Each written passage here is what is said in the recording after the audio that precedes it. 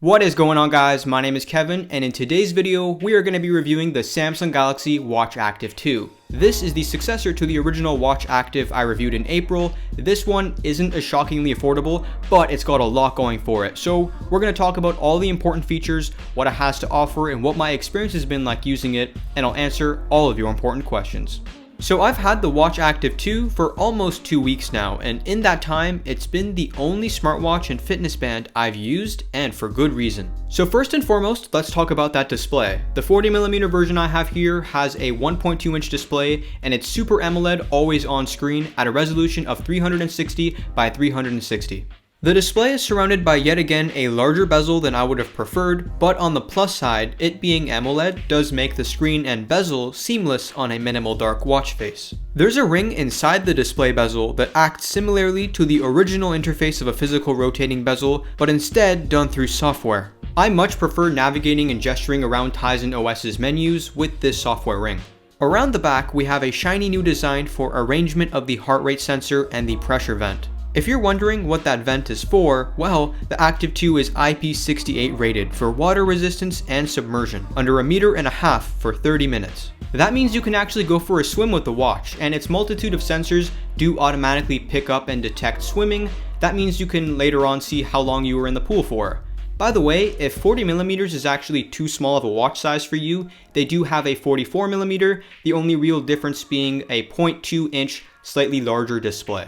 We'll talk about battery performance later, but let's start with comfort and durability. I really like the fit and the comfort of the original Watch Active, and I can gladly say the same about the version 2. Wearing it to bed to track sleep and just rocking it around to the gym and everywhere I went was a no-brainer. Now, of course, these watch bands are standardized and you can easily swap them out for a third-party band that'll be cheap, or if you want to style it up, you can get something more classy. Either way, it's going to be a lot cheaper than having to be locked down to a proprietary system like what Apple is using on the Apple Watch.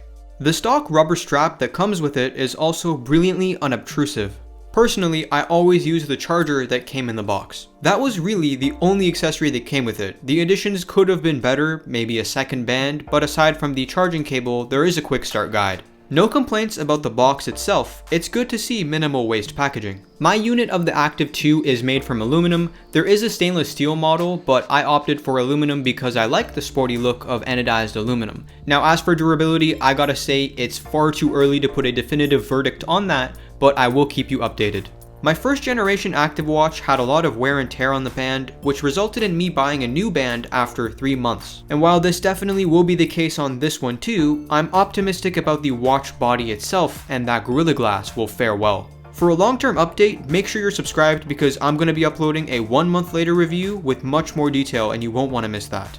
So just like the original Watch Active, the sensors on here did not disappoint. I'm talking about the 8-point photoplethysmography sensor, the proximity sensor, and the high precision GPS were all very accurate in my testing, and the readout on the Samsung Health app was really cool to see.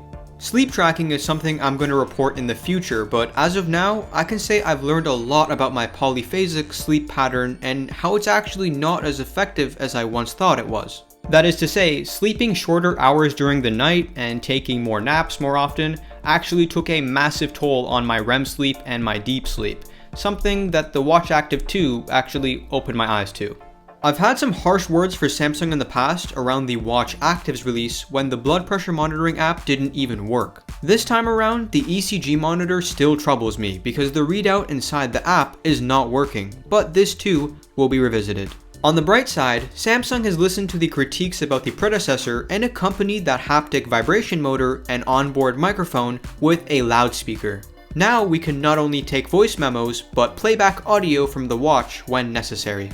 Now let's talk about battery life. On the Galaxy Watch Active 2, I easily made it through a full 2 days, but keep in mind, the more workouts you do, the more those sensors are being pushed to retrieve data, and that significantly contributes to battery drain. 2 full days was with always display mode off and the brightness second to all the way cranked up, so it's clear that display is still power efficient. I must say, Samsung has played it smart this year with their product revision cycle, setting this apart from the original Watch Active, with some cool new features, but avoiding angering customers who just a few months ago purchased its predecessor like I did. The Watch Active 2 falls perfectly in line with what a new smartwatch owner would need, without breaking the bank, and that's why, so far, I can definitely recommend it.